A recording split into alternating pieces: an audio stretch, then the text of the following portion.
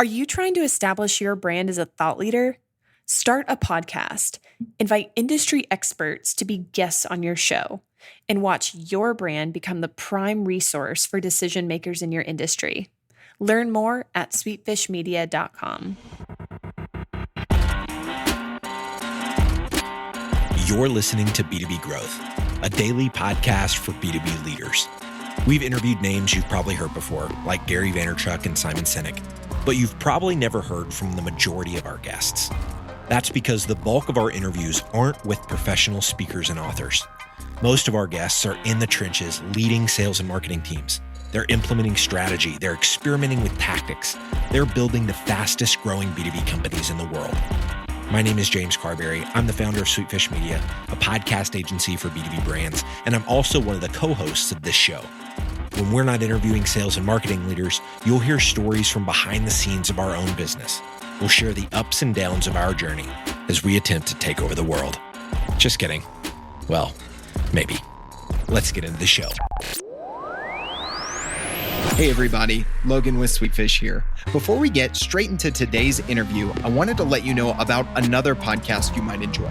If you're a regular listener of this show, you'll probably really like the B2B Revenue Executive Experience with Chad Sanderson over at Value Selling Associates. Chad is a good friend of ours here at Sweetfish, a phenomenal podcast host. I really liked one of his older episodes from probably a year back with Todd Capone, the author of The Transparency Sale.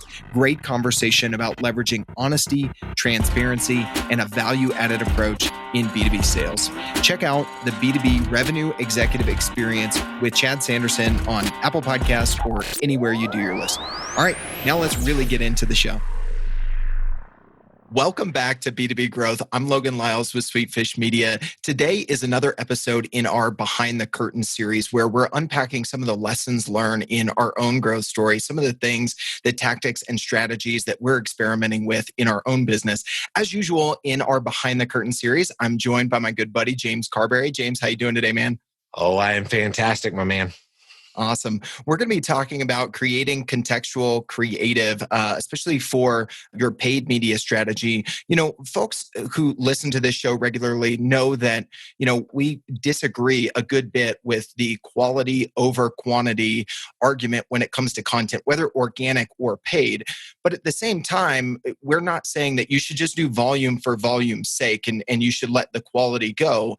We did an episode on this that really unpacked that folks can go back to, but it's got to be quantity and quality. And one of the things that you can do to increase the quality is to put more context with the content that you're putting out. Can you tell us a little bit about that? And then we'll get into the story to unpack here. Yeah, so my wife makes fun of me about this all the time, but I basically spend my shower time watching Gary Vee videos. And so she got me this little stand for in our shower where I can watch Gary Vee videos. And I'm watching one the other night. And he's talking about just this massive opportunity. I've heard him talk about this a lot, but he's talking about this massive opportunity that we have to stand out in a marketplace with paid media that's getting more crowded by the second, with these big juggernaut companies that are finally pulling their head out of their butt and starting to spend money in appropriate places as opposed to TV and billboards where nobody's paying attention anymore. And as they do that, it's going to be more competitive. And the way that you can stand out with paid media is creating a whole lot of context. And the thing that he said that really struck me, he said, so many people think about their message first and then they blast it to everyone. But because they know that the message is being blasted to everyone, the message ends up being very vanilla and boring and not contextual at all. And so instead, if you think specifically about who do I want to reach? Who am I trying to reach specifically? Not at a high level, not VPs of marketing, not CIOs, but no, I'm trying to get somebody that's been a CIO in Chicago for 15 years that's worked at Fortune 500 companies. Okay, now that I have that level of granularity around who I want to watch this video or this piece of creative, now I'm going to go create messaging that aligns to that audience. And he said, when someone sees something like that, and it's contextual to them, they're way more likely to pay attention to it than if they see something that's super generic and doesn't speak to them personally. And so I had this idea, the greatest ideas come in the shower. And so I came downstairs and I grabbed one of my Gary Vee shirts, the Patience is Key shirt with his signature on the front of it. And I grabbed 9 of my baseball hats because I'm on a quest to go to every baseball park in the country. And I've recently started getting hats at all these parks. So I've got like 9 hats that I brought down. And I thought, you know what? I'm just going to do a little selfie video to promote the book that we've got coming out on January 7th, Content-Based Networking. And so I filmed these videos in 9 different hats. And so I put on my Minnesota Twins hat and I had my Gary Vee shirt on, and the video went something like this. Hey, Minnesota, if you're a Gary Vee fan like me, and I pointed at my shirt, then you're probably going to really like the book that I just launched called Content-Based Networking. It's a 3-part framework to help you reverse engineer the exact relationships you need to grow your business and your career. You can listen to it on Audible. You can check out a physical copy of the book. Just click the link there. And I pointed down where they would, on an Instagram ad. And I did that 9 times. I did that in my Cleveland Indians hat. I did that in my Arizona Diamondbacks hat. And I addressed the city or state of the team of the hat that I was wearing. So now, whenever we run those ads, we're running ads to people that are Gary Vee fans and live in specific cities. So we're running 9 different campaigns in 9 different cities using not just the city, but also the fact that these are Gary Vee fans. So they're going to see me in a Twins hat, and for whatever reason, my Twins hat gets tons of reactions. I thought that was just our team with no, everywhere I go, people are like, love the hat. It's got like the TC for Twin Cities. So it's like not super on the nose. So only people in Minnesota know what it is. Yeah. Anyway, people love it. But you're going to see the hat, the Twins hat, and you're in Minnesota and you're going to go, oh, this guy, is this guy in my name? Well, I got to pay attention. And then I'm going to mention Gary Vee. And you're like, whoa, I'm a Gary Vee fan too. And the likelihood, on the shirt. So the likelihood of them then listening to the rest of my message. Now, are they going to be interested in growing their network or their business? I don't know. I mean, if they're a Gary Vee fan, probably. Yeah. But the likelihood of us selling more books to people because we did contextual creative. I did 9 little 30-second videos as opposed to just doing one talking about how great the book was. I have a feeling the results are going to be a lot better. So that's my 2 cents on contextual creative. I'm really excited about it and pumped to be able to share results whenever we have them. Yeah, absolutely, man.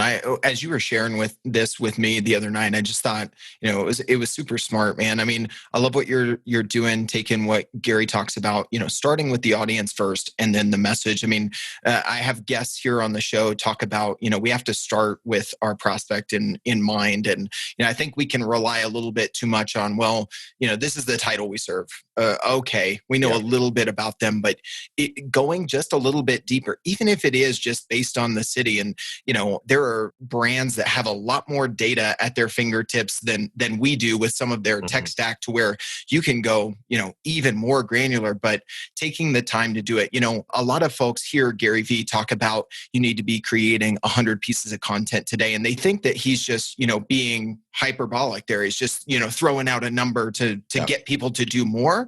But when you think about it, I mean, one, he talks about 25 of those can be tweets. So, okay, there's a big chunk of that. But the other piece is, you just talked about 9, 10, a dozen that are really the same thing, that are very quick, but thoughtful context that makes them easy to do and pulls a lever that is going to, I think, increase conversion rates dramatically. So, going back to what we talk about in quality and quantity in your paid media strategy, in your organic content strategy, I hope this helps folks, think about a very tactical, tangible way that they can go about doing it. And I love that we told it with a story of you in the shower and Gary Vee. So it was also a fun one, man. I always love these chats, man. I'm glad we're getting into the rhythm here of the Behind the Curtains episode. If you like these, you can go to sweetfishmedia.com/blog, look in the categories on the right-hand side, and you'll see all of our different hashtag series, hashtag Behind the Curtains. You can check these out, as well as different series like category creation and agency. If you're with an agency, Drew McClellan's doing some fantastic content within that series. As always, we would love to connect with you. If you're a regular listener of the show and we're not connected on LinkedIn, hit me up, Logan Lyles and James Carberry on LinkedIn. As always, thank you so much for listening. We totally get it. We publish a ton of content on this podcast, and it can be a lot to keep up with. That's why we've started the B2B Growth Big Three, a no-fluff email that boils down our 3 biggest takeaways from an entire week of episodes. Sign up today at sweetfishmedia.com/big3. That's sweetfishmedia.com/big3.